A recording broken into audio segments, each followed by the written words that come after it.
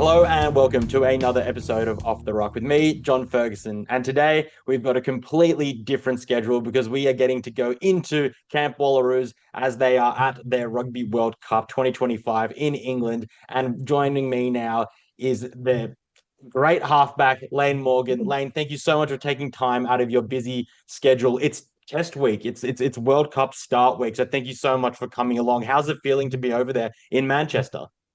It's so exciting.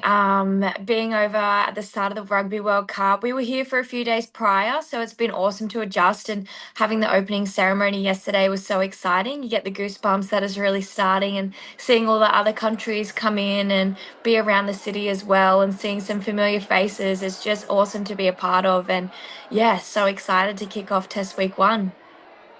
Yeah, I mean, I can imagine that it's all excitement plus a bit of nerves, but obviously, you're an extremely experienced campaigner. So, Layne, you're 26, but you've got 36 caps. You're the fifth most capped overall.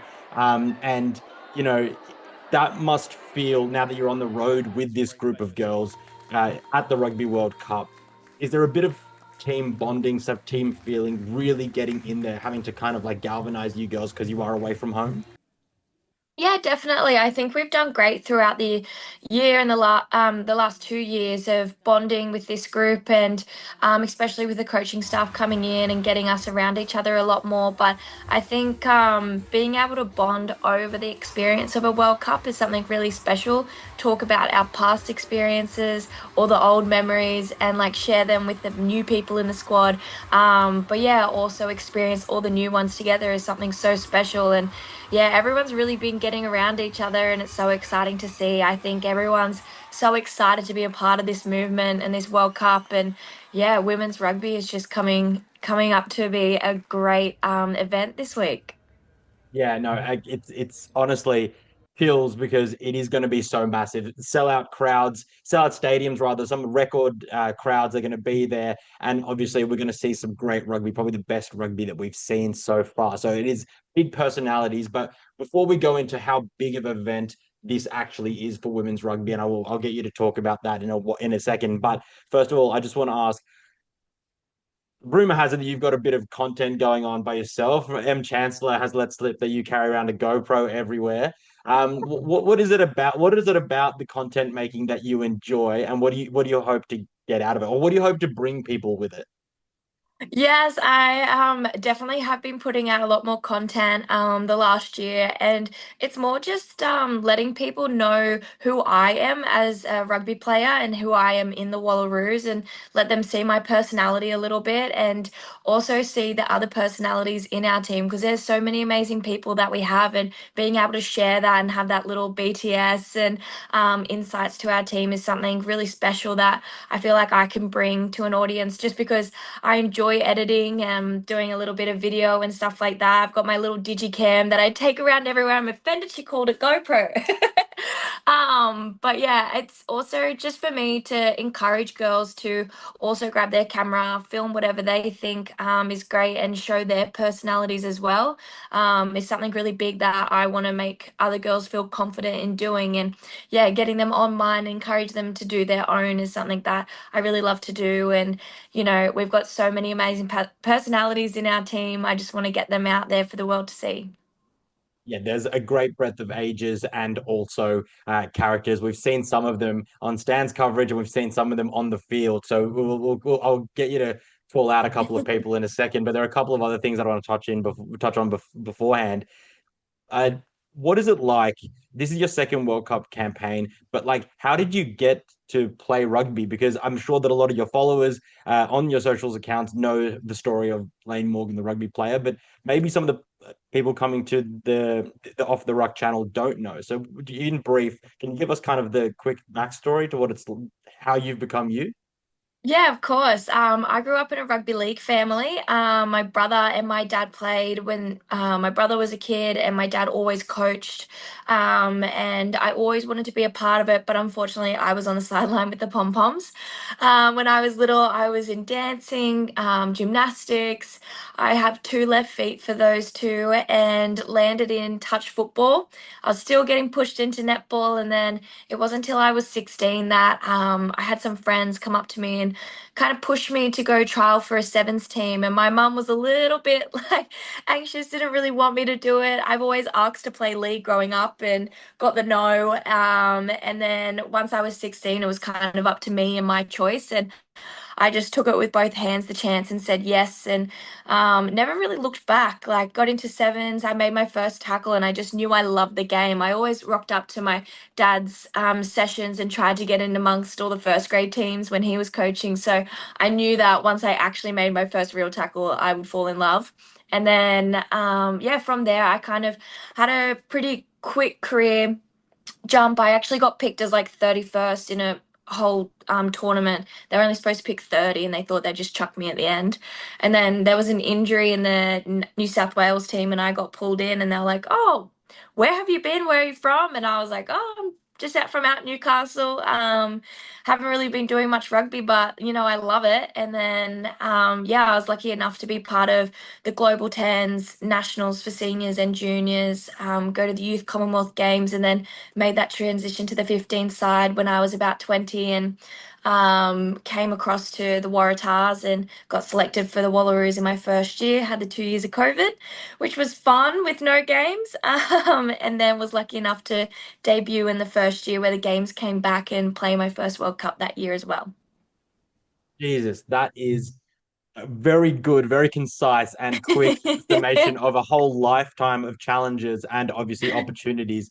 Getting picked as the 31st person in a 30-person squad, that is just that is wow. Like the opportunities that you get given. Maybe like you weren't sure what was going to happen, and then all of a sudden you're there. And I think what's really interesting is that obviously the sevens pathway for a lot of girls is the way into rugby, just because they might not be as many numbers and it's easier to form sevens teams, etc. And but I think also it's a skill set that everyone should probably have when they're getting into rugby, full stop, no matter who you are, because I guess you do have to learn how to ruck and actually Yeah. do a lot of the tackling and a lot of the hard graft. Which maybe if you're playing 15s, you play fullback, or you're playing nine, you may not be doing a whole lot of. But I guess the sevens really fast tracks all that development. And so thank you so much for sharing that. But then now, like I mentioned, you've got 36 caps under your belt. How do you feel now as being definitely one of the more experienced? Like, I think the whole squad's quite young, but you're one of the more experienced players. How are you kind of viewing this squad as maybe compared to last time you played in New Zealand in the World Cup? Yeah, I definitely think this squad's a very young, fresh squad, and I'm really excited to be a part of it because there's girls coming through this system that have played more rugby than I've played growing up until now. So it's really awesome to see the likes of Caitlin Hulse and Waiadia Ellis come through, and they've been playing rugby for longer than some of us, which is really cool to experience, and the talent that's coming through. And I think just the growth of women's rugby, full stop, within the whole world. The competition is getting more and more skillful, and the gaps between teams is closing. So it's so exciting to see the likes of South Africa become full time. Ireland really come into that Six Nations and challenge the teams like England and France. But yeah, it's been awesome to see the growth of women's rugby and how much we've changed since the New Zealand World Cup, and also our squad. It's very young, it's very fresh, it's exciting rugby. We love to play fast, we love to play high tempo, and I think it's a really cool brand that we bring to the Wallaroos. It's something that's always kind of been there, but with the amount of time girls have been able to play rugby, and the amount of time they've had their hands on a ball has been increasing. The skills is just coming through and through, and yeah, it's an exciting time. Mentioned a couple of fresh faces. You mentioned a couple of a young squad. They get no younger than Caitlin Hulse and Wadia Ellis. And I've also heard by chance of Pesi Palu and M Chancellor that they are big on the talk. Now, are they the ones running the trends? Are they the ones really captivating that kind of vibe, or are some of the older girls getting on there as well and being part of that social media hype, which is I want to get to that in a second as a tournament total, but it just seems to the girls are just doing such a better job than the men's on the social media. Is that a conscious choice, do you reckon, amongst you Wallaroos squad members, or is that something that just kind of comes with the times and having a younger squad? Yeah, I think having a younger squad definitely helps. You've got like we said, Wayadia and Caitlin, but you've also got the Maleka sisters. They're hilarious. And their TikToks are the best. They're definitely a vibe, and they're just such free-spirited people that are so confident. It's so good to see them, and they just take that into their social media, which is really cool. And then but yeah, I definitely think we are doing more in the men's space because I feel like we do have to work a little bit harder to be seen. We don't have as much followers on our main accounts, and we're trying to get our names out there. So it's really cool to see the girls taking the social media with two hands and putting themselves out there. I think the only one that comes up on my TikTok feed at the moment is Artie Savia, so his TikToks are pretty good. But yeah, I definitely think the girls are showing more personality, putting themselves out there because they know that they want to show little girls that they can play too. And without us being seen much, we've got to take it on ourselves, which is really cool. Yeah, no, absolutely. I've been absolutely loving even the Rugby World Cup's pages Yeah. content with Ireland and I mean Ireland did a really good media room marching video that I recommend everyone to watch. It's great content. And then also Yeah. I believe the Manusina, the Samoan team, they had a really beautiful opening ceremony like their own singing in that. So it's just I don't know, it's just so cool that we have all these different kind of personalities coming along. And then I saw the Scottish girls do quite a funny one. I won't even try to replicate it.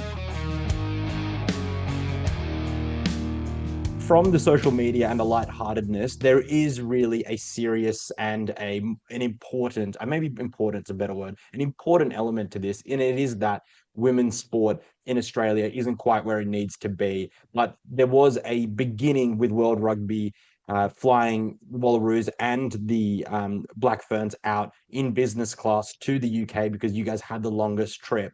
How did can you talk? And I know it might seem trivial. I've never flown business class. I have no idea, but I have no idea what it's like. I could only dream. But tell me, what does that do for you and the squad? Like, I mean, sure, it's nice to be in business class. You turn left instead of turning right down into cattle class. But how does that impact you as athletes? But also, how does it make you feel as like professional athletes? Because there's a big difference from flying economy. Yeah. Massive difference, and like just the impact on our bodies that it's had. I know from last year we flew to Cape Town, which isn't as far, but it's still a big trip. And we also actually we went to Ireland before that, so it was the big trip. And just noticing like the impact on like your body and your mind and that fatigue factor. It's such a benefit from professionalism for sport to have that luxury of business class. And we were so lucky. I think we were supposed to sleep. I think the original plan was to sleep for the first leg and wake up, have like this kind of like day in the middle of it and then go back to sleep. But they ended up with, they knew we'd be too excited on our first business class trip. So they're like, all right, you got to stay awake for this one. And then the next one, you need to sleep. So having that benefit of business class was just something that made us feel important, made the tournament feel even more special. And yeah, we're so thankful for World Rugby to put all our Southern Hemisphere teams into business class. Samoa was as well in business class. So it was so cool to see how much they're supporting our nations, especially through that professionalism and making sure that we are coming here primed and prepared, and that big long haul flight isn't really impacting us. I know we were so thankful to be able to put down the seat and turn it into a bed. It was such a cool experience. The food, it. I don't know how I'm going to go back. I definitely Eh, can't afford to stay. that's So, that's the biggest trap of all. That's yeah, how can I yeah, it possibly was, return? yeah, Um, just luxury. like I said, I've never experienced it, so don't tell me anymore because I may never fly again for that reason. Um, there's I mean, so Layne, it's so nice to hear that you guys have such a conscious mindset in the squad and in the team about wanting to uplift women's rugby and women's sport and wanting to be role models. And I think that everyone who watches you, no matter who they are, boys and girls and men and women, really thrive off the energy that you guys give. So I hope that you guys know that it's making a really big impact on everyone. Oh, And, thank you the so only way we much. can do that is by chatting to you guys and getting to know you. And then so now we're going to chat a little bit more tactical. You're a number nine. Um, Tell us a little bit about, because obviously it's test week, so we'll go into it in that mindset. Yeah. What's it like? What is a test week like for you guys? Talk to us a little bit about what Joe Yap has you guys doing, because she's a tremendous coach, but I don't think people know as much about her as they do Joe Schmidt, and that is a shame. She's been doing a really good job with you guys. How is she in test week, and what's it like now? Has it changed from pre-World Cup preparation to now in World Cup preparation? I think they've kind of kept it consistent so we know what to expect for the whole week and there's no surprises really thrown at us. We definitely were a lot more ramped up previously in the year, just to make sure we were getting extra meters in to be primed and prepared for this time here. So we are kind of, it's not really taking the foot off the pedal, but we've got a little bit more time to execute. We've got shorter sessions, so we make sure that we do execute with the time that we've got, and that we are feeling a lot more recovered going into that Saturday session. And yeah, Joe's been great in being really consistent with that. So Mondays today, we're actually just getting ready to go to the gym. We'll head off to the gym, come back, and it'll be more of like a clarity session this afternoon, a little bit more slower pace because generally would have had a game on Saturday, which we actually did. We had an internal game. We even sang the anthem, which was quite funny, Hey, before our little game on Saturday. And then Tuesdays is Test Match Tuesdays. It's kind of the day that ouch. you don't aren't looking forward to, but it's also kind of the best training session of the week because it's where we just go all out. It's pretty much replicated to be a game. The ball in play minutes is high. We try and replicate as much as we can, but obviously coming into now World Cup, those minutes are shortened just a fraction. Gym session as well. It's and a mental skills session usually on a Tuesday, followed by team bonding. It's the biggest day in the week, so making sure that our heads are in the right space and we get to be around each other after we've bashed each other, and then enjoy the day off on a Wednesday. Thursday will come around. We've got another gym session there, make sure that we're getting prepped and primed, from a field perspective. It's kind of our last chance to execute at speed. So it's one of our high speed days. Quite a fun day, not a lot of contact. And then Fridays will be our captain's walk. So yeah, it's a packed on week. It's awesome to be a part of, and especially coming into our first touch match in the Rugby World Cup. It's going to be exciting. So it's full on, but there's all those times to connect, especially around our dinners, making sure that like we have team dinners so we all have to attend. Because sometimes, after a test match Tuesday, you work your butt off and all you want to do is go out for a feed. So it's making sure we still have that little bit of time with each other so then on Wednesday you can go do that. So it's been really full on last week. We had a whole packed week. I think we only had like 2 half days off, so it was intense. So this week's going to be really good to get in a fresh new mindset after yesterday with the opening ceremony. Enjoy the week heading into the Samoa Test match, get those connections going, and yeah, rip in for Saturday. Yeah, I mean, it sounds intense. It sounds elite and as it should. And you girls hopefully firing on Saturday, 9 p.m. Australian Eastern Time, when you'll be playing for me, that is. How are you guys approaching the Samoa game? Obviously, we'll go straight there because, okay, so you guys have the pool of death, unfortunately. Yeah. It is the USA, Samoa, yourselves, and then the home favorites, England. And obviously, the Black Ferns, they're elsewhere. Fingers crossed you guys get to play them later into the competition, as well as France. They're a very Yes. strong team, and Canada. But we'll go through your pool first, the pool of death. So you've got England, heavy favorites. And then you've got the USA, which you guys have versed a couple of times recently and even this year. And then you've got Samoa, who your Australian A team played. So how are you heading into that team? Because Joe Yap has described the Samoan team as being fitter last time you played them. And obviously that's going to be Mhm. up another level again. So how are you guys preparing for Samoa here? Yeah, definitely like every other test match. They're such an awesome team with really big strengths. They're very unpredictable and they've got some strong ball runners and heavy hitters. So definitely coming into that game, we want to kind of pick up our speed, play with a little bit more speed and a bit more tactical. We want to bring in our kicking game a little bit more, try and play a bit more territory. But yeah, it's an exciting match that we've got coming up, and it's one of our test matches that we can't take lightly. It's really hard as in a Rugby World Cup, you can't have a bad day, and you can't. You need to be having a good day every test match. So, making sure that we're playing our best footy that we want to go into playing against England and USA. So, making sure that our launch accuracy is A1. We're making sure that we've got our detail covered, and yeah, really bringing it to Samoa. So hopefully we can have a really good score against them and take that into the next two games. Yeah, you definitely can't afford to take anyone lightly in this pool. Unfortunately, it's it's Nope. it's gonna be tough all the way through. Jesus, not envying that task to be able to face the Samoans and then have to go through and play the USA and England. But it's something that you guys are gonna have to do, and we'll be backing you all the way. So, um, I want to talk tactics a little bit because obviously you were on the bench for the last game that you guys played against Wales, where you absolutely walloped them, but you lost to them the week beforehand at Ballymore. So that game was in Sydney when you won. That was in the rain. Then you play them at Ballymore, and I believe is also in the rain. So you got two rain games. You're prepared now for Northern Hemisphere rugby should it continue to rain, Definitely. despite it being summer.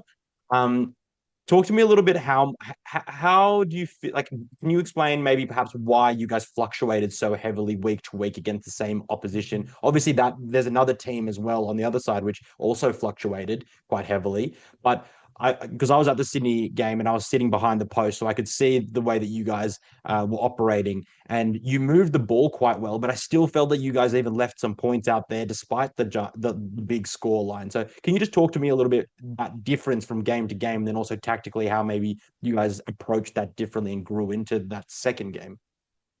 Yeah, definitely. I think that first game, like you said, it wasn't the performance that we wanted to show, and having that lightning break in the first 10 minutes was a bit crazy, and we didn't really come out of that like we wanted, like we started the match. We started really well, played fast footy, executed, got points on the board, and yeah, we didn't really match that when we came back out, and just it was so important reacting to that, and obviously in those weeks with the Wales preparation, it was getting those extra touches throughout the week and making sure we get the most out of the training before heading into Rugby World Cup. So we were feeling it a lot more into those games. So I think definitely our preparation came into that. And just like, it just, to be honest, it just wasn't our day on that pitch. Mm, And it was something that us girls owned. It wasn't how we wanted to play footy. And we really took accountability from that game and made sure that for that Sydney Test match, we were making sure that we were across all our roles. We were getting around the park faster. We were making sure that we felt good, recovered better, because we knew we made some hiccups throughout that week. So making sure that we went into that Test match ready to play and ready to win was mm, so important, and making sure that we're prepared for any situations, any scenarios. Got the soapy ball out to train with for the whole week, which wasn't fun, but made us adjust a lot better. Training in the sunshine the whole week and then getting the flogging rain wasn't helpful, but yeah, definitely no excuse on our end to blame it on the weather. It was more just mm. us taking accountability and heading into that Sydney game with a better mindset, making sure that we tick off everything. Yeah, I mean that's old school. Getting the soapy ball out, that's proper old school. I love that. Can you just briefly tell us quickly what Joe Yap is like as a coach? Yeah, she's a great coach. She's our defensive coach. So, obviously, our head coach, she works very well with our leadership group and really puts us on with defense. She is so hard on us and making sure that we're hitting well, we're taking the contact, and our collision work is A1. We definitely have on Tuesdays our biggest contact day. So we head into three carousels of contact before we go into an actual game where we bash each other. So we're definitely feeling a lot more fatigue, but she's awesome. She really holds us to a high standard. She makes us reach every target that she sets, but also ensures that we're feeling good and ready for games, and we're across our detail and making sure that our team bonds really well and gets the connections, which is awesome. But yeah, definitely from a defense coach perspective, she really puts us on us, makes sure that we're hitting our targets, and shows you if we're not. So yeah, she's a great coach in holding us accountable for our actions and making sure that we connect as a team and bond, which is really good. Yeah, she seems like a hard taskmaster, but that's kind of what you want, right, from a head coach. You want standards to be set, and Definitely. even though it sounds like Tuesdays you come out battered and bruised, and I'm happy to hear that you guys have a little bit of team love for each other afterwards as well to make sure that everyone's friends afterwards. Just to finish off here, Layne, I just want to ask about the personalities in the group. Obviously, we know Warrior and Caitlin, the young ones, and then we've got the likes of Ash Masters and Trillian Pomeran, who are the absolute veterans and extremely versatile and strong. And then you've got yourself there in the middle ground with Michaela Leonard and the like. So kind of tell us a little bit about like who okay, so like maybe I'll ask the question like this. If there was someone to like start a spontaneous like dance party, like who would that be? Oh, I'd say the Maleka sisters are definitely on there. But the first one to join in would probably be Ash Masters. She, Hey, okay. I don't she, expect that. yeah, she will play quiet the whole time, and then as soon as she gets a chance to be in the spotlight, she will jump to it. So, definitely those three you can count on making a good dance party. And then if someone was maybe that you've just celebrating winning the World Cup and it's getting late, who's the first one to kind of get into the fields? Who's the one who's the three big chat, the big deep philosophical chat kind of person? Oh. Yeah, I'd say Ariana would be probably the one to get into the philosophical chat. She's the one that'll sit down late at night, have the food around her after game, and put your arm around, and she puts your arm around and asks you all the questions. Definitely someone to go into deep chats with, and I think Caitlin Leaney wouldn't be far behind that as well. She loves a D&M. The D&Ms are good. I've seen you guys been playing a few practical jokes on Joe Yap. There was one where they called her late night, and it was like she's like, "Why are you calling me?" And I was just like, "Oh my God, I couldn't even. Like I'd feel so embarrassed, but at the same time, it's just such great viewing." So if your teammates were to say something about you, what would they say that you would be leading? What are you perhaps guilty of? Oh, okay. Mine's not that great because I'm probably the one with the worst dad jokes, but they're hilarious. The ultimate prankster, I get called quite a bit. But I'm also the really bad shopper. I'm everyone's personal stylist, makeup artist, and personal shopper. I will take them all shopping, tell them they look great, or tell them that's not for them and find something else for them. Tough But love. yeah, mine's pretty bad. Yeah, I'd probably be the worst dancer as well. So, well, I mean, everyone's coming to for pre-drinks in your room, so they get dolled up and they get the right outfits on to be able to hit the town and do it right. Yeah. So that's good to know. Party in Lane's room. So just to wrap it up, we've obviously know the wingers that you guys have in Desiree Miller and Maya Stewart, and then you've also got Caitlin Hulse is such an attacking weapon. As a nine, how do you feel like you've been able to get the best out of your forward pack and your centers to be able to release those guys, or can we expect as the Wallaroo supporters as we grow into this World Cup for you as a game driver at number nine to really start to punch through and to be able to find those wingers a little bit more because you give someone like Desiree Miller or Maya Stewart a little bit of space and they'll link up really nicely with Caden Hulse and it's game over for the opposition, really. Is that something that you Yeah, guys are thinking about? definitely. Our back three are one of our greatest weapons. So definitely trying to get their hands on the ball is something that is our priority on the field. And making sure that, I'm listening to them and how they want to play, and know how we want to get them involved in the game and how they want to be involved in the game is so important. So connecting with them and making sure that we have them as an option, but also it's so amazing to see how much they've grown and getting off their wing and their work around the park and getting involved just not only on the edges but in the middle of the field is really awesome to see, that I think you'll see grow in the World Cup, which I'm so excited to see developed as part of their game, which is really cool. And yeah, definitely my job is how can I get our team um, around the park to get the ball in their hands is something so important for me. And yeah, definitely if I can get a little bit of a scoot out and they're following through, I know that they'll be untouched through. So combining with them and making sure that we have really good connection, link ups, and making sure that I get the ball to them in the best way possible so we can show off their talents, because yeah, the back three is unstoppable. And even the likes of Kaylin Irwin, Wyadia Ellis, um, coming into those positions as well, and Laurie Kramer at 15 as well. It's Mm. really awesome to see that we've got such weapons in that area and it's such a highly competitive spot. Well, we're going to hope that you find the space and you can scoot out and find the space for yourself as well. And we'll be cheering all of you on the whole way. And Layne, I just want to say thank you again so much for taking time out of your busy schedule and your Monday gym flow day to be able to get ready for the thrash and bash of a test match Tuesday tomorrow. I really appreciate you taking your time, and just know that everyone in Australia and here on Off The Ruck, we're definitely going to be supporting you all the way. So we wish you all the best and good luck in the tournament. We'll be cheering you on Saturday for game one. Thanks so much. Thanks for having me on the show. It was a pleasure to be on. Cheers. And everyone out there, make sure to get on. It's 9 p.m. Eastern. Figure it out for the rest of your times if you find yourselves in different parts of the world, because you got to log on to Stan. You got to find another website to watch it on. Wherever you're at, get to a pub and watch it. It's 9 p.m. It's peak beers time for everyone to enjoy and cheer the girls on to be able to play and hopefully win for their first game. So everyone out there, enjoy your rugby until then, and then we will see you on the next one. Bye.